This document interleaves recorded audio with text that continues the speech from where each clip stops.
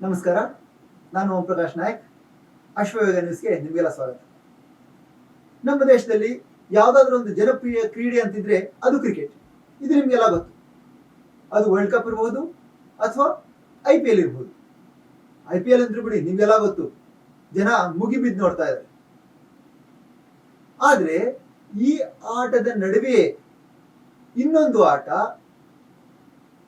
ಅದು ಭಾರತದಲ್ಲಿ ಅಂತ ಜನಪ್ರಿಯತೆ ಇಲ್ಲ ಆ ಆಟಕ್ಕೆ. ಆದ್ರೂ ಆ ಆಟದ ಅಸ್ತಿತ್ವ ಇವತ್ತಿನವರೆಗೂ ಉಳಿಸ್ಕೊಂಡು ಬರೋದಕ್ಕೆ ಒಬ್ಬ ವ್ಯಕ್ತಿ ಪ್ರಮುಖ ಪಾತ್ರ ವಹಿಸ್ತಾನೆ. ಯಾವ್ದು ಆಟ? ಫುಟ್ಬಾಲ್. ಹೌದು, ಜಾಗತಿಕವಾಗಿ ಅತ್ಯಂತ ಫೇಮಸ್ ಆಗಿರೋ ಆಟ ಅಂದ್ರೆ ಫುಟ್ಬಾಲ್. ಅಂದ್ರೆ ಈ ಫುಟ್ಬಾಲ್ ಆಟನ ಯುರೋಪಿಯನ್ ಕಂಟ್ರೀಸ್ ಎಲ್ಲ ಆಡ್ತವೆ. ಇಡೀ ಜಗತ್ತೇ ಫುಟ್ಬಾಲ್ ಹಿಂದೆ ತುಂಬಾ ಕ್ರೇಜಿ ಆಗಿದೆ. ಆದ್ರೆ ನಮ್ಮ ದೇಶದಲ್ಲಿ ಮಾತ್ರ ಫುಟ್ಬಾಲ್ ಅಷ್ಟೊಂದು ಫೇಮಸ್ ಆಗಿಲ್ಲ. ಆದ್ರೆ ಹಾಗೆ ಫೇಮಸ್ ಆಗಿಲ್ಲದೆ ಇರೋ ಆಟದಲ್ಲೂ ಸಹ ಜನರಲ್ಲಿ ಒಂದು ಕ್ರೇಜ್ ಹುಟ್ಟಿಸಬಹುದು, ಇದನ್ನ ಒಂದು ಅಂತಾರಾಷ್ಟ್ರೀಯ ಮಾನ್ಯತೆ ಪಡೆಯೋ ತರ ಮಾಡಬಹುದು ನಮ್ಮ ದೇಶಕ್ಕೆ ಅನ್ನೋದಕ್ಕೆ ಸಾಕ್ಷಿಯಾಗಿ ಒಬ್ಬ ವ್ಯಕ್ತಿ ನಿಲ್ತಾನೆ. ಆ ವ್ಯಕ್ತಿನೇ ಸುನಿಲ್ ಚೇಟ್ರಿ ಅಂತ.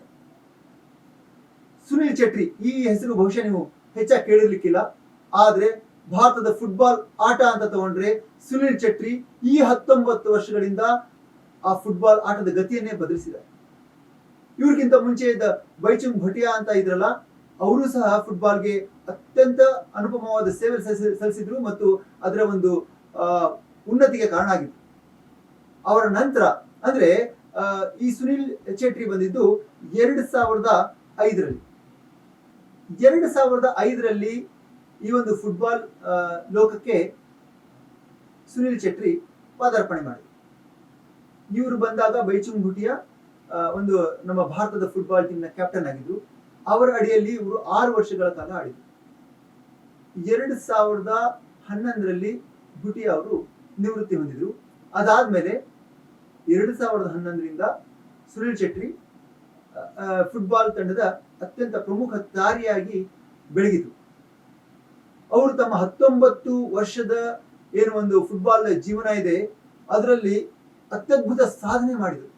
ಎಷ್ಟು ಮಟ್ಟಿಗೆ ಅಂದ್ರೆ ಅವರು ವಿಶ್ವದ ಅತ್ಯಂತ ಪ್ರಮುಖ, ಅತ್ಯಂತ ಹೆಸರುವಾಸಿಯಾದ ಆಟಗಾರರಾದ ಮೆಸ್ಸಿ ಮತ್ತು ರೊನಾಲ್ಡೋ ಇದಾರಲ್ಲ, ಅವರ ಸರಿಸಮನಾಗಿ, ಅಂದ್ರೆ ಅವರ ನಂತರ ಸ್ಥಾನವನ್ನು 3ನೇ ಸ್ಥಾನವನ್ನು ತಗೊಂಡ್ರು ಅಂದ್ರೆ ಅರ್ಥ ಮಾಡ್ಕೊಳ್ಳಿ ಇವರೆಷ್ಟು ಮಟ್ಟಿಗೆ ಫುಟ್ಬಾಲ್ ನಲ್ಲಿ ಒಂದು ಪ್ರಾವೀಣ್ಯತೆ ಮತ್ತು ಪ್ರಾಮುಖ್ಯತೆ ಸಾಧಿಸಿದ್ರು. ಇವರು ತಮ್ಮ ಜೀವನ ಕಾಲದಲ್ಲಿ 150 ಅಂತಾರಾಷ್ಟ್ರೀಯ ಪಂದ್ಯಗಳನ್ನು ಆಡಿದ್ರು ಮತ್ತು 94 ಗೋಲ್ಗಳನ್ನು ಹೊಡೆದ್ರು. ಅಂದ್ರೆ ಮೆಸ್ಸಿ ಮತ್ತು ರೊನಾಲ್ಡೋ ನಂತರ ಅತ್ಯಂತ ಜಾಸ್ತಿ ಗೋಲ್ ಹೊಡೆದವರಲ್ಲಿ ಇವರೇ ಚೇಟ್ರಿ ಬರ್ತಾರೆ. ಇಂತಹ ಚೇಟ್ರಿ ಬಾಲ್ಯದಲ್ಲಿ ಅವರು ಈ ಫುಟ್ಬಾಲ್ ಆಡೋದಕ್ಕೆ ಅವ್ರು ಇಷ್ಟನೇ ಇರಲಿಲ್ಲ. ಅಂದ್ರೆ ಫುಟ್ಬಾಲ್ ಅನ್ನೋದು ಅವರ ಲೈಫಲ್ಲಿ ಬರುತ್ತೆ ಅಂತ ಅವ್ರು ಅನ್ಕೊಂಡೇ ಇರಲಿಲ್ಲ ಅಂತ. ಅವ್ರ ತಂದೆ ಸೈನ್ಯಾಧಿಕಾರಿ ಆಗಿದ್ರು, KB ಚೇಟ್ರಿ ಅಂತ.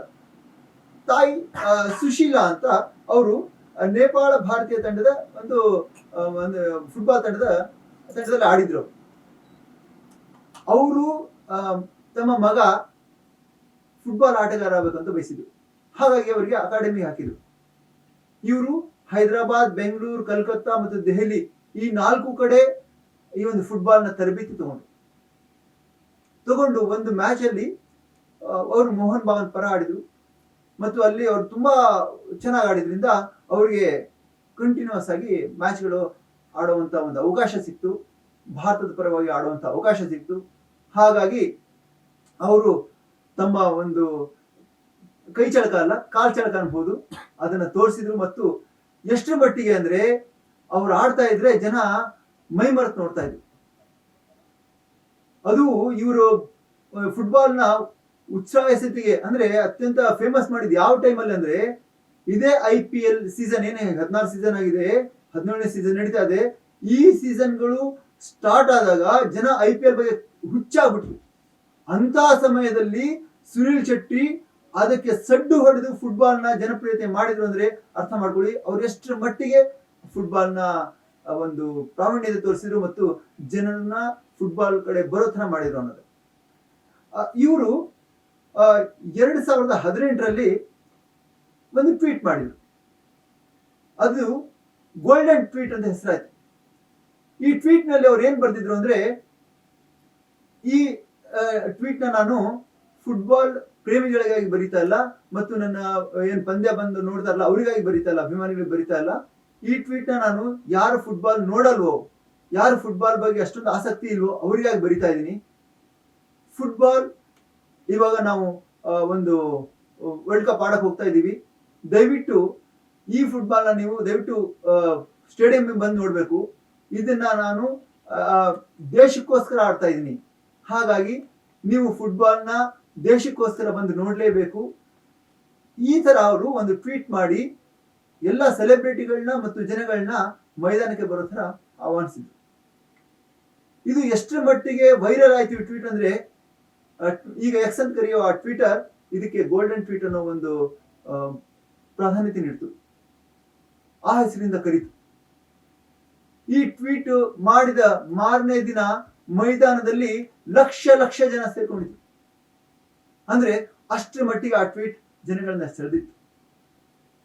ಇನ್ನೊಂದು ತಮಾಷೆಯ ವಿಷಯ ಅಥವಾ ಅಚ್ಚರಿ ವಿಷಯ ಅಥವಾ ಒಂದು ಒಳ್ಳೆಯ ವಿಷಯ ಅಂತಂದ್ರೆ, ಸುನೀಲ್ ಚೇಟ್ರಿಗೆ ನಮ್ಮ ಕಿಂಗ್ ಕೊಹ್ಲಿ ಏನಿದ್ದಾರೆ, ವಿರಾಟ್ ಕೊಹ್ಲಿ, ಅವರು ಅತ್ಯುತ್ತಮ ಸ್ನೇಹಿತರು.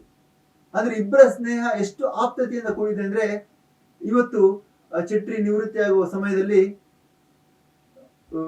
ನಮ್ಮ ಕೊಹ್ಲಿ ಹೇಳ್ತಾರೆ, ನನ್ನ ಸಹೋದರ ಇಷ್ಟು ವರ್ಷ ಅದ್ಭುತವಾಗಿ ಆಡಿದ್ರು, ಅವ್ರಿಗೆ ಒಳ್ಳೇದಾಗ್ಲಿ, ಈ ತರ ಅವ್ರು ಹಾರೈಸಿದ್ದಾರೆ. ಸುನೀಲ್ ಚೇಟ್ರಿ ಬಗ್ಗೆ ನಾವು ಇಷ್ಟೊತ್ತು ಹೇಳಿದ್ ಯಾಕೆಂದ್ರೆ ಅವ್ರೀಗ ನಿವೃತ್ತಿ ಆಗ್ತಾ ಇದೆ. ಅವರು ಮುಂದಿನ ತಿಂಗಳು ತಮ್ಮ ಕೊನೆಯ ಪಂದ್ಯವನ್ನ ಆಡ್ತಾ ಇದ್ದಾರೆ. ಆ ಪಂದ್ಯದ ನಂತರ ಅವರು ನಿವೃತ್ತಿ ಹೊಂದ್ತಾರೆ. ಇದು ಭಾರತೀಯ ಫುಟ್ಬಾಲ್ ರಂಗಕ್ಕೆ ಅತ್ಯಂತ ಶಾಕ್ ನೀಡುವ ಒಂದು ವಿಷಯ. ಆದ್ರೆ 19 ವರ್ಷಗಳ ಕಾಲ ಏನು ಅವ್ರು ಸೇವೆ ಸಲ್ಲಿಸಿದ್ರು, ಫುಟ್ಬಾಲ್ ರಂಗಕ್ಕೆ ಏನು ಕೊಡುಗೆ ನೀಡಿದ್ರು, ಆ ಅದ್ಭುತ ಕೊಡುಗೆಯಾಗಿ ಅವರಿಗೆ ಪದ್ಮಶ್ರೀ ಅವಾರ್ಡ್ ಕೂಡ ಸಿಕ್ಕಿದೆ. ಹಾಗಾಗಿ ಸುನೀಲ್ ಚೇಟ್ರಿ ಅವರು ಮೈದಾನದಲ್ಲಿದ್ರು ಇಲ್ಲದೆ ಇದ್ರು, ಭಾರತದ ಫುಟ್ಬಾಲ್ ರಂಗಕ್ಕೆ ಅವರು ಒಂದು ಅತ್ಯುತ್ತಮ ಕೊಡುಗೆ ನೀಡಿದ್ದಾರೆ ಮತ್ತು ಜನ ಅವ್ರನ್ನ ಯಾವತ್ತೂ ಮರೆಯಲ್ಲ ಅನ್ನೋದು ನಿಜ. ನೋಡ್ತಾ ಇರಿ ಅಶ್ವವೇಗ ನ್ಯೂಸ್, ಸತ್ಯಾನ್ವೇಷಣೆಯ ಓಟದಲ್ಲಿ.